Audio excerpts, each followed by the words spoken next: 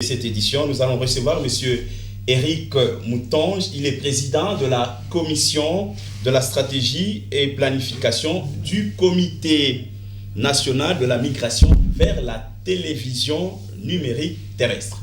Rebonsoir Monsieur Éric Moutonge.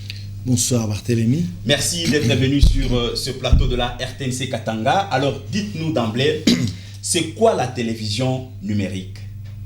Pourquoi elle est nécessaire à ce moment précis de l'histoire? Merci pour la question. La télévision numérique terrestre, c'est tout simplement la diffusion des signaux télévisuels numériques dans un réseau d'émetteurs hertziens, donc terrestres. Et bien, pourquoi elle est nécessaire? La TNT, c'est la réponse de l'UIT, l'Union internationale des télécommunications, au problème de la gestion des fréquences depuis plus d'un demi-siècle. Des fréquences qui sont donc des ressources minérales dans le spectre hertzien, donc le champ où se fait la traversée des ondes qui nous permettent de vous atteindre à la maison, ont été allouées à des technologies comme la télévision, la radio. Et bien l'espace a été vraiment rempli de ces technologies.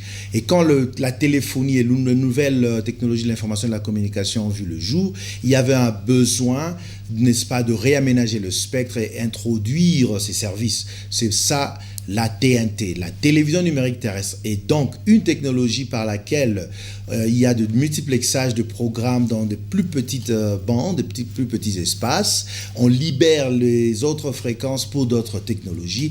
Ce n'est donc pas une invention du gouvernement congolais. Et pour répondre à votre question, pourquoi maintenant? Eh bien, c'est parce qu'en 2006, un accord à Genève, GO6, a été ratifié par la RDC, qui doit être appliqué incessamment.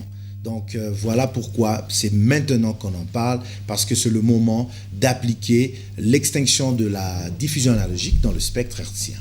Alors, dites-nous, la date butoir est fixée pour le 17 juin, exactement dans 16 jours.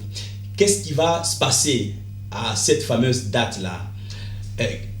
Nous allons jeter toutes les télévisions analogiques que nous avons.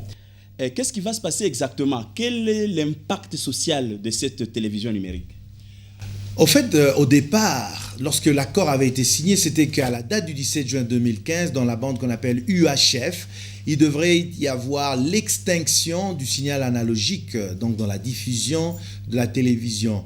Mais à cause du retard que la plupart des pays, surtout en Afrique, connaissent, eh ben, ça sera plutôt le lancement de la TNT. En clair, le 17 juin 2015, la RDC lance la TNT, la télévision numérique terrestre. Qu'est-ce qui va se passer? Nous allons tous garder nos télévisions jusqu'à la fin de leur vie. S'ils prendront 10 ans, 5 ans, 8 ans pour vraiment être jetés, eh bien, nous allons les utiliser jusqu'à la fin. Ce qui va se passer, il y aura le lancement du signal numérique, comme je l'ai dit, mais il y aura ce qu'on appelle un simulcast. Ça veut dire, on a le signal analogique, vous le recevez le 18 juin sans problème, peuple congolais ayant nos apaisements, mais en même temps, il y aura un signal dans les airs, numérique, en test.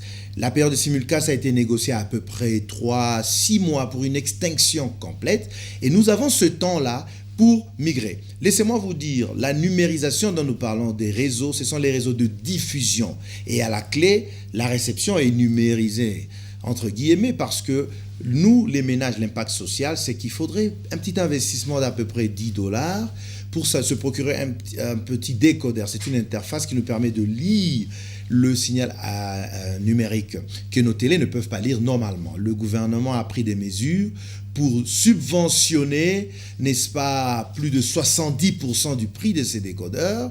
Et bien, timidement, on peut s'en procurer jusqu'à ce que nous aurons l'extinction définitive du signal analogique en début de l'année prochaine. Donc voilà ce qui va se passer le 17 juin, c'est le démarrage de la TNT. C'est bon. Et alors, que fait le gouvernement congolais afin de sensibiliser les responsables des maisons de presse?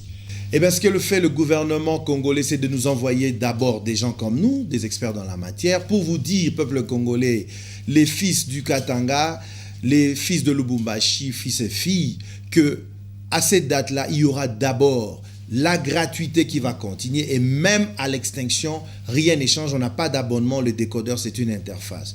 Le gouvernement vous envoie aussi des experts pour des concertations avec les opérateurs de télévision, de télécom qui sont les grands bénéficiaires du changement, de la migration, ainsi que de tous ceux qui sont dans, n'est-ce pas, la vente des électroménagers.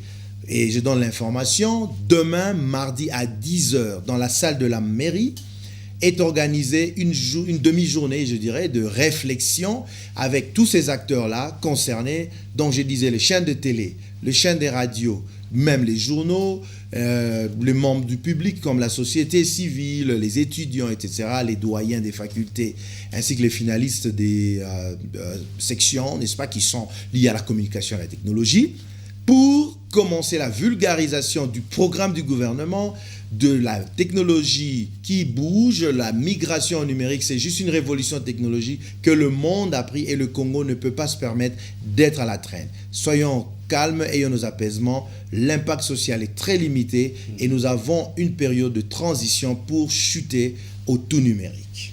Éric Moutange, président de la commission de la stratégie et planification du Comité national de la migration vers la télévision numérique terrestre. Merci d'être venu sur ce plateau de la RTNC Katanga afin d'éclairer certaines zones d'ombre. Merci aussi à vous tous, aimables téléspectateurs, pour votre aimable et sympathique attention. Bonsoir sur vous.